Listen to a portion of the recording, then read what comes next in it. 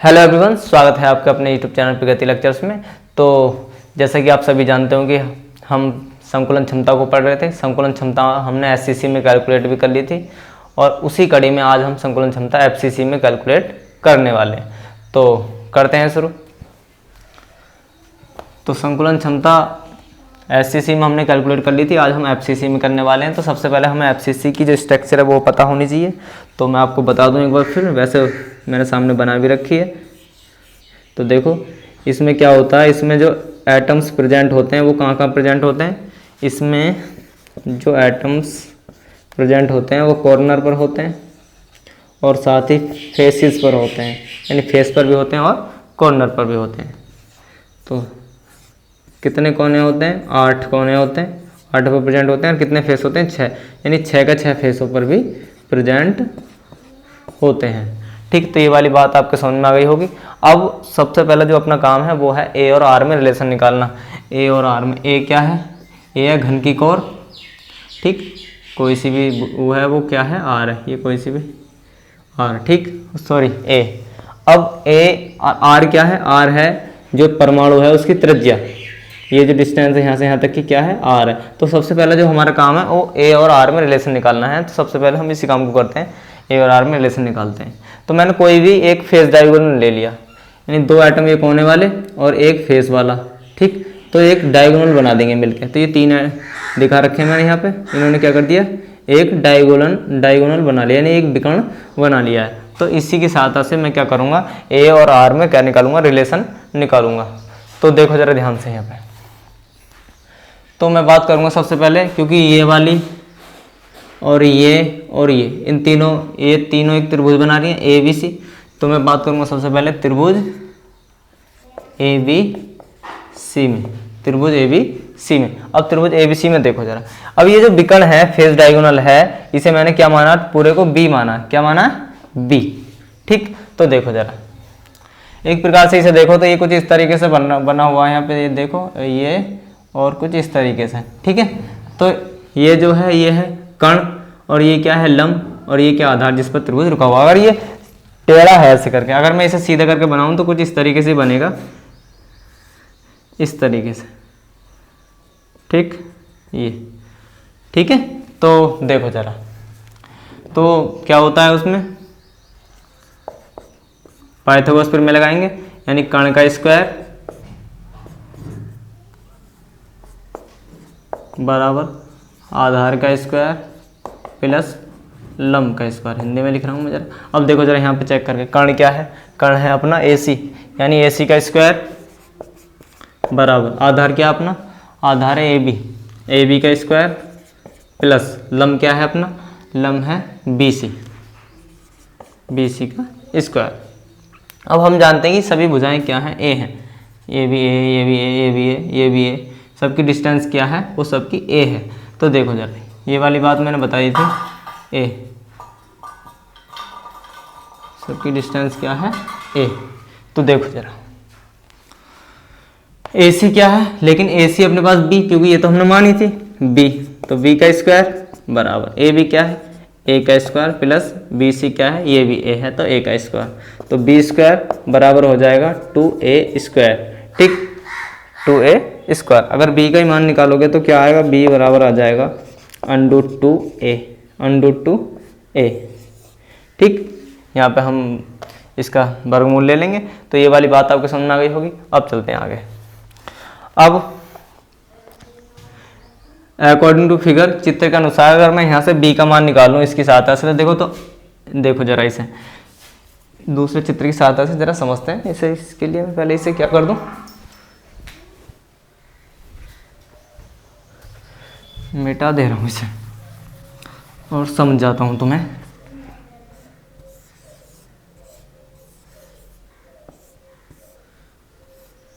ये देखो, अब ये बनाऊंगा मैं यहाँ से। तो यहाँ से देखो, यहाँ से ये यहाँ तक गया, तो एक ये है, एक ये है और एक है, 3 है, ठीक। और ये जो डिस्टेंस है हमने क्या मान रखी है? B मान रखी है। क्या मान रखी है? B।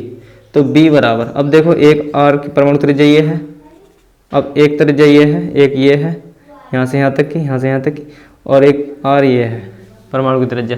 तो एक आर ये है, 2 3 4, ये हो जाएंगे 4R। ठीक है, क्या हो जाएंगे 4R। ठीक, तो B बराबर क्या आ जाएगा 4R। तो ये वाली बात आपके समझ में आ गई होगी। देख लो 3 एटम है, 3 एटम के 2 त्रिज्या तो बाहर जा रही हैं और ये 1 2 3 4, 4 त्रिज्या होगी। ठीक है, तो B बराबर 4R। यहां से लिख दे रहा हूं मैं, नाउ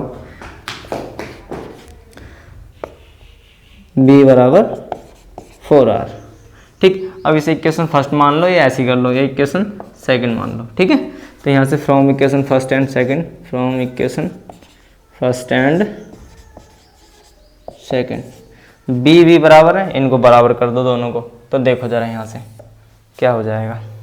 तो ये हो जाएगा 4R बराबर √2a। उसके बाद क्या हो जाएगा, उसके बाद हो जाएगा R बराबर √2/4 और a। ठीक, उसके बाद R बराबर क्या निकलेगा, ये a का मान निकाल लो यहाँ से। देखो a बराबर, ठीक, ये इसके उसमें जाएगा तो 4R और ये चला जाएगा इसके बटे में। तो a बराबर जो आएगी वैल्यू वो क्या आ जाएगी, 4 को तोड़ो, 2 × 2। ठीक, और ये बात तो समझ में आ रही होगी। यहाँ पे R ऐसे लिख दिया मैंने, √2 ऐसी। उसके बाद क्या होगा, उसके बाद देखो 2 ऐसे छोड़ दिया। अब इस 2 को मैं 2 बार लिख सकता हूँ, √2, क्योंकि जब ये √ में 2 बार होगा जब तो बाहर आया होगा। ठीक, उसके बाद R √2, इसे काट देता हूँ। तो a बराबर जो वैल्यू आएगी 2√2R। ठीक, इतनी बात समझ में आ गई। उसके बाद अगर R की निकालूँ यहाँ से, तो R की वैल्यू क्या आएगी, R बराबर a/2√2। ठीक, तो इतनी बात आपके समझ में आ गई होगी। अब हमें यहाँ से R का मान मिल गया, अब हम डायरेक्ट संकुलन क्षमता को निकाल लेंगे। तो इतनी बात समझ में आ गई होगी आपके। तो आगे चलने के लिए पहले मैं इसे मिटाऊंगा। ठीक है, तो पहले एक बार फिर समझ लो अगर कोई दिक्कत हो। ये मैंने फेस डायग्राम बनाया था। ठीक है, और इसी में त्रिभुज ABC, ये वाले इसी त्रिभुज में मैंने बात करी थी। तो ये कण है इसका, ये लंब है और ये आधार है। तो देखो पाइथागोरस प्रमेय से क्या होता है, कण का स्क्वायर बराबर आधार का स्क्वायर प्लस लंब का स्क्वायर, AC²। कण क्या है AC, कण क्या है AC बराबर, और जो आधार है वो AB और जो लंब है वो BC, तो AB का स्क्वायर प्लस BC का स्क्वायर। फिर ये कण जो था हमने ये फेस डायगोनल क्या माना था, B माना था। ठीक है, तो B का स्क्वायर A और बाकी सभी क्या है A का स्क्वायर प्लस A का स्क्वायर, तो B² बराबर 2A²। यहाँ से मैंने वर्गमूल लिया है, तो B बराबर √2A आ जाएगा। वो कैसे, ये समझ लो। वैसे ये बात आपको पता होगी, B² बराबर 2A²।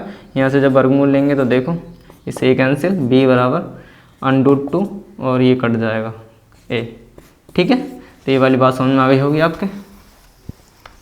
ठीक, यहाँ से फिर मैंने ये वाला रिलेशन निकाला कि देखो एक त्रिज्या ये R, दूसरी एक यहाँ तक R, इसके सेंटर तक, फिर यहाँ तक R 3, फिर 4, यानी 4RB 4RB बराबर 4R। ठीक है, फिर दोनों मैंने समीकरण 1 2 मान लिया दोनों को। उसके बाद क्या करा, B का मान B के बराबर रख दिया। ठीक है, तो B बराबर 4R रख दिया। तो देखो 4R बराबर √2 है, यहाँ से मैंने क्या करा, इसे सोल्व कर दिया। R बराबर √2 के बटे में 4 पहुँच गया A।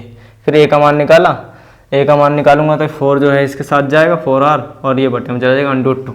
तो A बराबर 2 × 2 मैंने लिख लिया इसे, इसे सुविधा के लिए। उसके बाद क्या करा, उसके बाद √2 से √2 काट दिया, 2 √2R बचा, R की वैल्यू निकाली A बटे 2 √2। अब यहाँ से हम करेंगे आगे सोल्व। तो इसके लिए मैं इसे मिटा दे रहा हूँ। तो अब देखो संकुलन क्षमता,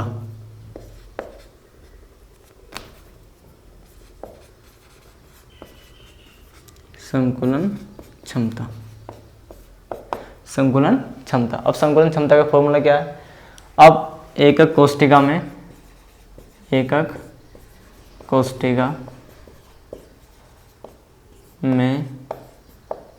चारों गोलों, क्योंकि FCC में कितने एटम होते हैं, 4, चारों परमाणु द्वारा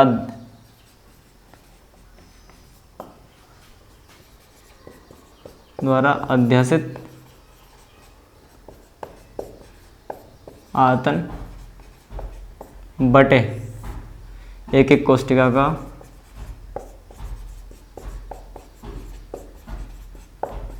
आयतन इंटू 100। ठीक, अब चारों गोलों का आयतन कितना होगा? 4 गुणा एक गोले का 4/3 पाई r की पावर 3। उसके बाद एक एक कोष्टिका का आयतन। अब एक एक कोष्टिका का आयतन समझो, एक एक कोष्टिका मतलब भुजक घातीय घन का आयतन होता है, तो a की पावर 3। अब a का मान क्या है? a का मान है 2√2r, 2√2r, इसकी पावर कितनी? 3। ठीक, तो इसे सोल्व करो। देखो 2√2r गुणा 2√2r गुणा 2√2r। ठीक है, देखो क्या होगा, 2 दूनी 4 दूनी 8, 8 और देखो 2 ये अंडूर में जाएंगे तो 1 2 बाहर आ जाएगा और 1 2 ऐसे ही रह जाएगा और r की पावर 3, तो 8 दूनी 16 √2 और r की पावर 3। तो देखो यहाँ पे एक एक कोष्टिका का आयतन यानी कि 2√2 r, इसकी पावर कितनी? 3 इंटू 100। ठीक, उसके बाद देखो, इसके लिए मिटा दूँ इसे। उसके बाद 4 चौक 16, ठीक, और बट्टे में 3 है, पाई r की पावर 3। ये वाली बात तो यहाँ समझ में आ रही होगी। उसके बाद इसे सोल्व करो, इसे सोल्व करोगे तो क्या आएगा जो उधर बताया था अभी, तो 16√2 r की पावर 3। अब r की पावर 3 से r की पावर 3 कैंसिल, और उसके बाद 16 से 16 कैंसिल। ठीक, तो देखो ज़रा क्या आएगा, पाई ऊपर रहा और नीचे रहेगा 3 और √2। ठीक, और साथ में 100%। उसके बाद पाई का मान रखो, पाई का मान 3.14 और 3√2 इंटू 100। आफ्टर सोल्विंग इसकी वैल्यू क्या आएगी? इसकी वैल्यू आएगी, यहाँ पे लिख दे रहा हूँ, चलो सोल्व करने के बाद इसकी वैल्यू आएगी 74%। ठीक, तो फेस सेंटर्ड एफसीसी में जो गोल द्वारा अध्यसित आयतन है, अध्यसित स्थान है, वो क्या है? वो है क्या? 74%। यानी गोलों ने जो इस पर कब्जा कर रखा वो कितने परसेंट भाग पर कर रखा है? 74% पर। यानी इसका जो है 100 में से 74 को हटा दो, वो खाली स्थान होगा। ठीक है, 26% जो है वो खाली स्थान होगा और 74% जो है वो भरा हुआ स्थान है। किसके द्वारा? इन परमाणुओं के द्वारा। सभी फेसिस पे हैं, सभी कॉर्नर पर हैं। तो ये वाली बात आपके समझ में आ गई होगी। ठीक, तो आ गई होगी ये वाली बात। यहाँ पे कोई कैलकुलेशन में कोई मिस्टेक, मतलब कोई ज़्यादा बड़ी रॉकेट साइंस नहीं है। ठीक है, तो अब हम आगे सोल्व करते हैं। बॉडी सेंटर्ड की बात करेंगे, बीसीसी की। तो उसके लिए फिर इसे मिटाना होगा, तो इसे मिटाते हैं।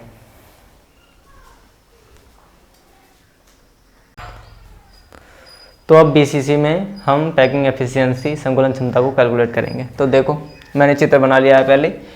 तो बीसीसी में क्या होता है, बीसीसी को समझो पहले। बीसीसी की स्ट्रक्चर कैसी होती है? बीसीसी में क्या होता है, जो एटम्स होते हैं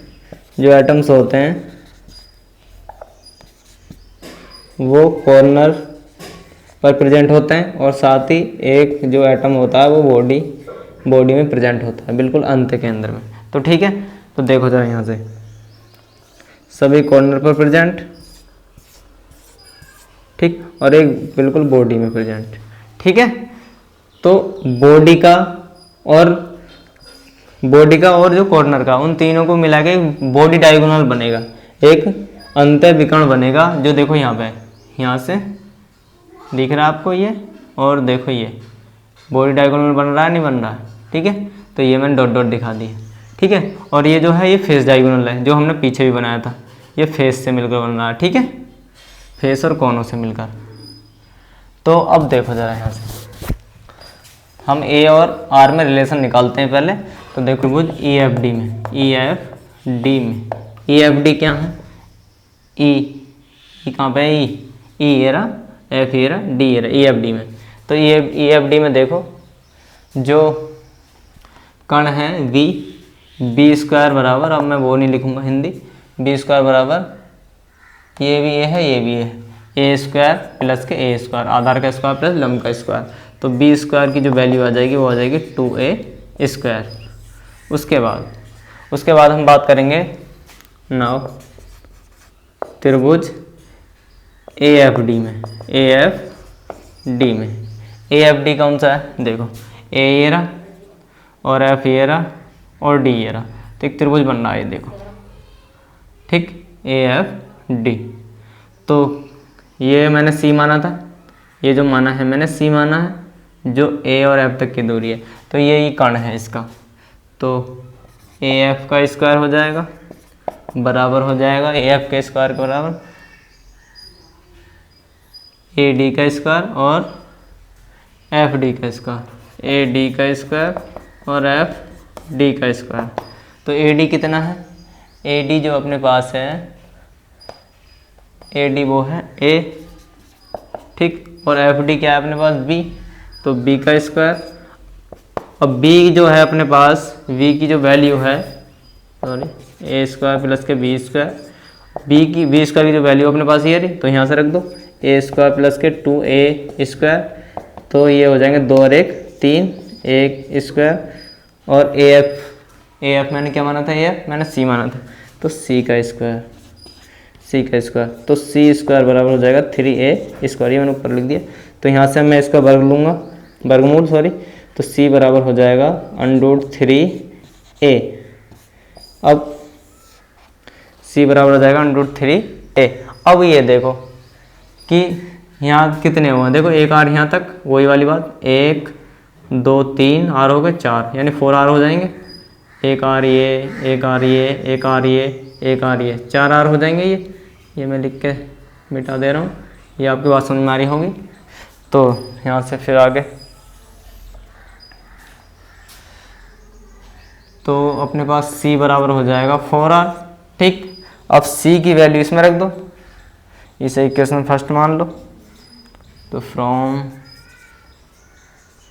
इक्वेशन फर्स्ट, तो C का मान यहाँ रखो, तो ये हो जाएगा 4R बराबर √3A।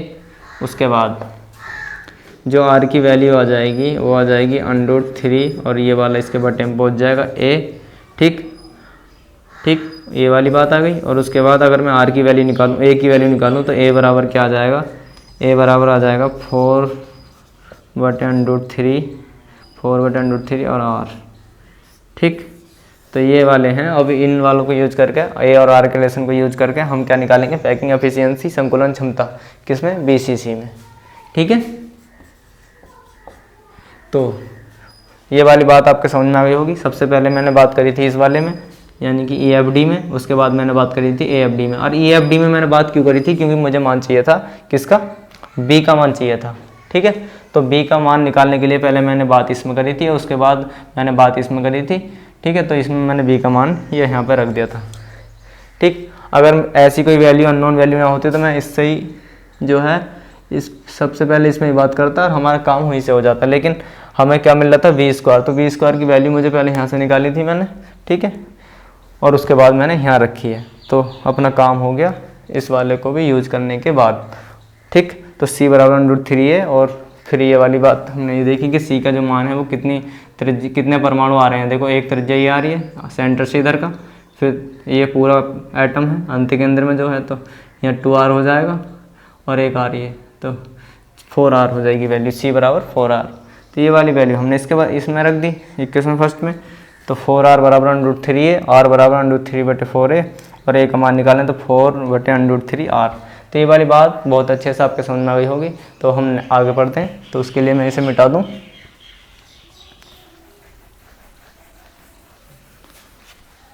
तो अब निकालते हैं संकुलन क्षमता।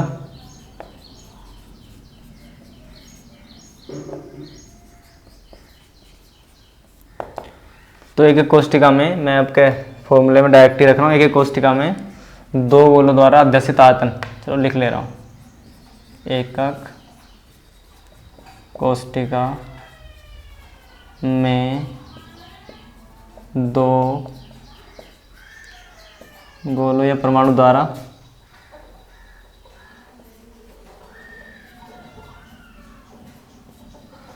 अध्यसित आयतन,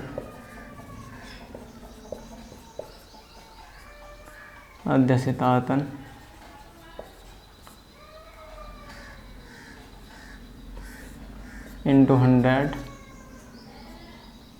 बटे एकक कोष्टिका का आयतन, एकक कोष्टिका का आयतन। ठीक, तो एकक कोष्टिका दो गोलों का